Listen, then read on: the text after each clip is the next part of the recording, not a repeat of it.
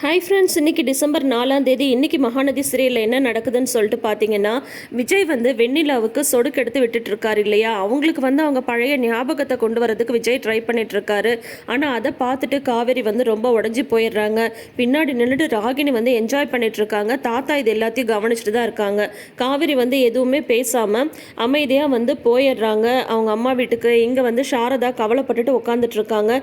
அப்போ காவேரி உள்ளே வரவும், ஏய் காவேரி, என்னடி இப்படி பண்ணி வச்சிருக்க? ஏண்டி எப்போ பார்த்தாலும் உன் தலையில் நீயே மண்ணை வாரி வாரி போட்டுக்கிற?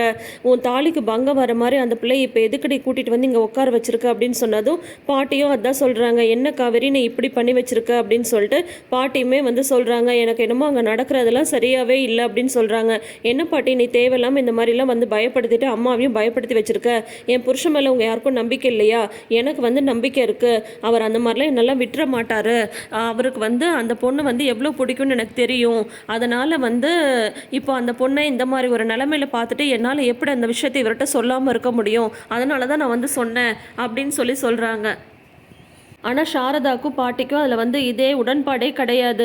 அப்படி நீ அந்த விஷயத்தை சொல்லணுன்னா சொன்னதோட நிப்பாட்டிருக்கணும்ல. அதுக்கப்புறம் என்ன பண்ணணும்னு சொல்லிட்டு விஜய் தம்பியே முடிவெடுத்திருக்கோம்ல. அதை விட்டுட்டு நீ எதுக்கு வீட்டுக்கே கூட்டிகிட்டு வந்த அப்படின்னு சொல்கிறாங்க. இல்லைம்மா, நான் அந்த பொண்ணை பார்த்துட்டு அப்புறம் ஆசிரமத்திலே விட்டுட்டு வந்தா அதுக்கு மட்டும் இவர் என்னன்னு சொல்லிட்டு என்னை கேட்க மாட்டாரா? எனக்கு அதெல்லாம் ஒன்றும் பிரச்சனை இல்லைம்மா. எனக்கு அவரை பற்றி நல்லா தெரியும். நீ எதுவும் பயப்படாத சரியா அப்படின்னு சொல்கிறாங்க. அதுக்கப்புறம் சரி, நீ இன்னும் காலையிலேருந்து எதுவுமே சாப்பிடலன்னு உன்னை பார்த்தாவே தெரியுது, சாப்பிடு அப்படின்னு சொல்கிறாங்க. சாப்பிட்றது மட்டும் இல்லை, நான் இன்னைக்கு இங்கே தான் இருக்க போகிறேன், அதனால உங்களோடய சேர்ந்து சாப்பிட்றேன்றாங்க. உனக்கு என்னடி பைத்தியம் பிடிச்சிட்டு இருக்கா? அங்கே கூட்டிகிட்டு அந்த பொண்ணை விட்டுட்டு இங்கே இருக்குன்னு சொல்கிறேன். உன் புருஷனை விட்டு ஒரு அடி நீ நகரக்கூடாது அப்படின்னு சொல்லிட்டு பாட்டியும் சாரதாவும் திட்டுறாங்க. நீ முதல்ல சாப்பிட்டுட்டு கிளம்புனியே, இங்கெல்லாம் நீ இருக்கவே கூடாது, தம்பி மேலேயே தான் உன் கண்ணெல்லாம் இருக்கணும் அப்படின்னு சொல்லிட்டு இவங்க அனுப்பி வைக்கிறாங்க. காவேரி அப்படியே வருத்தத்தோடையே வராங்க. வரும்போது பார்த்தீங்கன்னா இந்த ராகினி ரொம்ப ஓவராக கிண்டல் பண்ணுறாங்க. சொடக்கு மேலே சொடக்கு போடுறது பாட்டெல்லாம் பாடி அவங்க கிண்டல் பண்ணுறாங்க. என்ன காவேரி, விஜய் சொடக்கிறத பார்த்துட்டு உனக்கு நெஞ்சே உடஞ்சி போச்சா? இதெல்லாம் நடக்கும்னு சொல்லிட்டு எங்கள் அப்பா சொன்னப்போ கூட நான் நம்பவே இல்லை.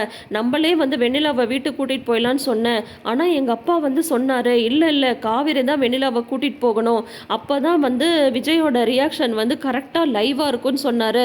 எப்படி விஜய் வெண்ணிலாவை பார்த்ததுமே என்ன மாதிரியான ரியாக்ஷன்லாம் கொடுத்தாரு பார்த்தல்ல? அப்படியே அவர் எமோஷ்னலில் பொங்குறது என்ன, தாத்தா என்னோட வெண்ணிலா தாத்தா, பாட்டி என்னோட வெண்ணிலா பாட்டின்லாம் சொன்னது என்ன? அதெல்லாம் பார்க்கும்போது உனக்கு எப்படி இருந்தது? விட்டுருந்தா அப்படியே வெண்ணிலாவை பற்றி சொல்லாமலே விட்டுருப்ப இல்லை நீ? நீயும் பயங்கரமான ஆள் தான். சரி, எப்படியும் நம்ம கூட்டிகிட்டு வரலான்னு அந்த ராகினி கூட்டிகிட்டு வந்துடுவா. கூட்டிகிட்டு வந்துட்டா உடனே அந்த சுச்சுவேஷன் ரொம்ப வஸ்ட்டாக போயிடும். இப்போ நம்மளே கூட்டிகிட்டு போயிட்டா அட்லீஸ்ட் தியாகின்ற பட்டமாக இருக்குன்னு சொல்லிட்டு தான் நான் நீ கூட்டிகிட்டு வந்தேன். பயங்கரமான ஆல்ரெடி நீ அப்படின்னு சொல்லிட்டு ஓவராக கிண்டல் பண்ணி அனுப்புகிறாங்க. காவேரி எதுவுமே பேசாமல் அமைதியாக உள்ளே வந்துடுறாங்க அழுதுகிட்டே. பார்த்தா சரி, விஜய் தனியாக உட்காந்துட்ருக்காரு சோஃபாவில். அவர்கிட்ட பேசலான்னு சொல்லிட்டு வராங்க. ஆனால் விஜய் ரொம்ப அப்செட்டாக உட்காந்துட்ருக்காங்க. காவேரி வந்ததையும் அவர் பார்க்கல. தாத்தா இதை கவனிச்சிடுறாரு. காவேரி எதுவுமே பேசாமல் அமைதியாக போயிடுறாங்க. உடனே தாத்தா விஜய்கிட்ட பேசுகிறாங்க. விஜய், இப்போ காவேரி உங்ககிட்ட பேச வந்தா, நீ கவனிக்கல அப்படின்னதும், காவேரி வந்தாளா? இல்லையே தாத்தா, நான் பார்க்கலையே அப்படின்னதும், அதான்ப்பா அவளை நீ எங்கே கவனிக்காமல் விட்டுருவியோன்ற பயமும் பதட்டமும் அவட்ட இருந்துட்டுருக்கு விஜய். நீ என்ன முடிவு பண்ணிருக்க அப்படின்னு சொல்லும்போது, இல்லை தாத்தா, வெண்ணிலாவை என்னால் இந்த நிலமையில பார்க்க முடியல. எப்படி இருந்த பொண்ணு இப்போ எப்படி ஆயிட்டா பாருங்க.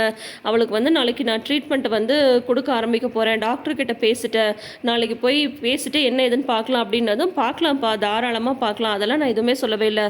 ஆனால் வெண்ணிலா இந்த வீட்டில் இருக்கணுமா? கொஞ்சம் யோசிச்சுப்பாரு. அவளை தனியாக ஒரு வீடு எடுத்து வைக்கலாம். அவளோட ட்ரீட்மெண்ட் செலவு எல்லாமே நம்மளே பார்க்கலாம். நம்ம அப்பப்போ போயும் பார்த்துக்கலாம். ஆனால் வெண்ணிலா இந்த வீட்டில் இருக்க வேண்டாம். காவேரி பற்றியும் நீ நினச்சி பார்க்க வேண்டாமா அப்படின்னு சொல்லும்போது, தாத்தா, காவேரி ஒரு வாரமாக அப்செட்டாகவே இருந்தா. ஆனால் அது இந்த விஷயத்தினால தான் எனக்கு தெரியல. நான் என்னென்னவோ யோசிச்சு பார்த்தேன். அவன் மனசில் எப்படி ஒரு பயம் இருக்குன்றது எனக்கு நல்லாவே புரியுது தாத்தா. அதுக்காக வெண்ணிலாவை எப்படி தாத்தா நம்ம வெளியில் அனுப்ப முடியும்? நம்ம கண் பார்வையிலே இருக்கிறது தான் நல்லது. இது எல்லாத்துக்கும் காரணமாக சித்தப்பா நான் சும்மாவே விட மாட்டேன் அப்படின்னது. இப்போ அதை பற்றிலாம் யோசிக்க வேண்டிய நேரமே இல்லைப்பா, காவேரி பற்றி யோசி அப்படின்னு தாத்தா சொல்லும் போது விஜய் சொல்கிறாங்க, தாத்தா நான் எப்பயுமே அவளை பற்றி தான் தாத்தா யோசிக்கிறேன் அப்படின்னதும், அப்புறம் ஏன் வெண்ணிலாவை பார்த்ததுமே ஏன் ஒரு வாரத்துக்கு முன்னாடியே ஏன் சொல்லலை அப்படின்ட்டு காவேரிட்ட ஏன் கோவப்பட்ட? அவள் எவ்வளோ உடஞ்சி போயிட்டா தெரியுமா அப்படின்னு தாத்தா கேட்குறாங்க. தாத்தா, அது டக்குன்னு வெண்ணிலாவை பார்த்ததுமே என்னை மீறி எமோஷனை கொஞ்சம் யோசிச்சு பாருங்க. எனக்கு வெண்ணிலாவை பிடிக்கும் அப்படின்னு தெரிஞ்சதும் என்னோட பிறந்த நாள் பரிசாக கொண்டு வெண்ணிலாவை முன்னாடி நிப்பாட்டிருக்கா. இதுவே வேற ஒரு பொண்ணாக இருந்தால் இந்த மாதிரி ஒரு வேலையை வந்து செஞ்சுருப்பாங்களா? அதுதான் தாத்தா காவேரி. காவேரி வந்து என்னை எவ்வளோ விரும்புகிறான்னு இதிலிருந்தே எனக்கு வந்து தெரியுது தாத்தா. எனக்காக எவ்வளோ பெரிய ரிஸ்கையோ எடுக்க வந்து அவள் தயாராக இருக்கா. அப்படி இருக்கும்போது அவளை எப்படி தாத்தா நான் வந்து விடுவேன்? வெண்ணிலாவை வந்து குணப்படுத்தணும்னு நான் நினைக்கிறேன். அதை நான் இல்லைன்னு சொல்லவே இல்லை. ஆனால் காவேரி தான் என்னோட உயிர், உலகம் எல்லாமே வந்து அவள் தான். அவளை மட்டும் நான் விட்டுட்டேன்னா நான் என்னையே விட்டுட்ட மாதிரி. அதை பற்றி நீங்கள் யோசிக்கவே யோசிக்காதீங்க தாத்தா அப்படின்றாங்க. நீ இப்படி சொல்கிறத கேட்கும்போது எனக்கு ரொம்ப சந்தோஷமாக இருக்குது விஜய். ஆனால் அதை வந்து நீ ஃபஸ்ட்டு காவேரிட்ட வந்து தெரியப்படுத்து. அந்த பொண்ணோட மனசில் இருக்கிற பயத்தை வந்து நீ போக்கு. பாவண்டா அவள் வந்து அழுதுகிட்டே இருக்கா அப்படின்னதும், கண்டிப்பாக தாத்தா நான் இப்பயே போய் காவேரிட்ட வந்து பேசுகிறேன் அப்படின்னு சொல்லிட்டு அவங்க வந்து போகிறாங்க. அதோட வந்து இன்னைக்கு எபிசோட முடிச்சிருக்காங்க. ஆனால் அது நாளைன்னு சொல்லிட்டு காட்டும்போது காவேரி வந்து தூங்கிடுறாங்க. தூங்கிட்டு இருக்கிற காவேரிட்ட வந்து விஜய் வந்து சொல்கிறாங்க, எனக்காக என்னெல்லாம் பண்ணுறடி நீ, ஆனால் உனக்கு ஏண்டி பயம் வந்தது சொல்லு. நீ வந்து என்னை இந்தளவு நேசிக்கிறேன்னு எனக்கு தெரிஞ்சதுக்கப்புறம் நான் உன்னை விட்டுட்டு வேற எதையாவது பற்றி யோசிப்பேனா? கண்டிப்பாக யோசிக்க மாட்டேன் காவேரி. நீ தான் என்னோட உயிர், உலகம் எல்லாமே வந்து நீ தான் அப்படின்ட்டு வந்து விஜய் வந்து பேசிகிட்டு இருக்காரு. அதோட வந்து எபிசோட முடிச்சிருக்காங்க. ஸோ நான் அடுத்தது நாளைக்கு என்ன நடக்க போகுது அப்படின்றத நம்ம வெயிட் பண்ணி பார்ப்போம். தொடர்ந்து அப்டேட்ஸ்க்கு சேனலை சப்ஸ்கிரைப் பண்ணிக்கோங்க. நோட்டிஃபிகேஷன் பெல் ஐக்கானில் ஆல் சிம்பிள் கிளிக் பண்ணிக்கோங்க. தேங்க்யூ.